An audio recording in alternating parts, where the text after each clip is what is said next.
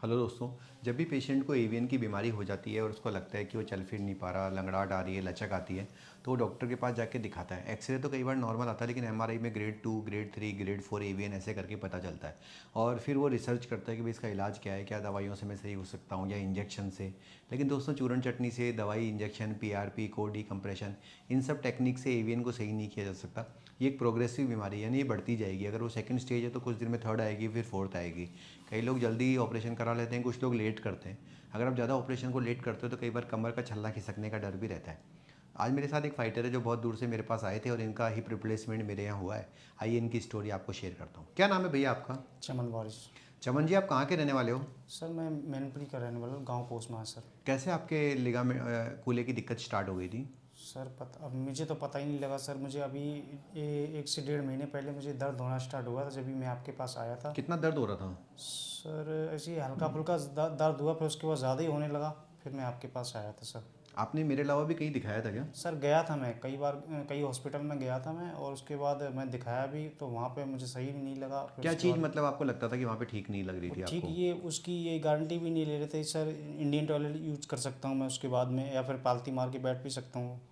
तो दोस्तों, उस हमारे यहाँ अत्याधुनिक डीए टेक्नोलॉजी से हिप रिप्लेसमेंट होता है, जिसमें आप आलती पालती मार के बैठ सकते हो, उकड़ू बैठ सकते हो। और क्योंकि कोई मसल भी नहीं करती तो रिकवरी जल्दी होती है। कितना दर्द हुआ आपको ऑपरेशन के अंदर? सर नॉर्मल था, जैसे मतलब ऑपरेशन होता है उससे बेहतर ही था मेरा सर। मतलब ऑपरेशन कोई ज़्यादा दर्द का नहीं था? नहीं नहीं सर। और खर्चे के मामले में आपको अस्पताल कैसा लगा? नहीं, बहुत बढ़िया सर। सर मैं जहाँ जहाँ हॉस्पिटल में गया था वहाँ तो मुझे दुगना दुगना करके बताया गया था। उसके बाद यहाँ पे 50% ऑफ था। तो आप एक बात बताओ, और जैसे आपको यहाँ पे इतना सस्ता लगा तो आपके मन में डाउट नहीं आया कि डॉक्टर साहब कहीं डुप्लीकेट सामान तो नहीं लगाते? इतना सस्ता कैसे हो रहा है यहाँ पे? नहीं सर, आपकी बातों पर भरोसा था, इस चक्कर में यहाँ पे आया था सर।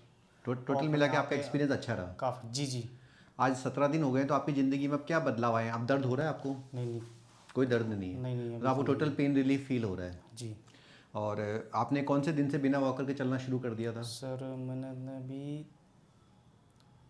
10-12 दिन हुए सर। मतलब आप तो तुरंत ही बिल्कुल बेटर हो गए थे? जी जी जी। कोई और लोग हैं जो मैनपुरी के रहने वाले हैं और जिनको कि हिप रिप्लेसमेंट की दिक्कत है और डिसाइड नहीं कर पा रहे कहाँ जाएं, या उनको फाइनेंशियल प्रॉब्लम आ रही है, या उनके मन में डाउट चल रहा है कि पता नहीं ऑपरेशन सही होगा कि नहीं होगा, तो क्या मैसेज आप उनको देना चाहोगे?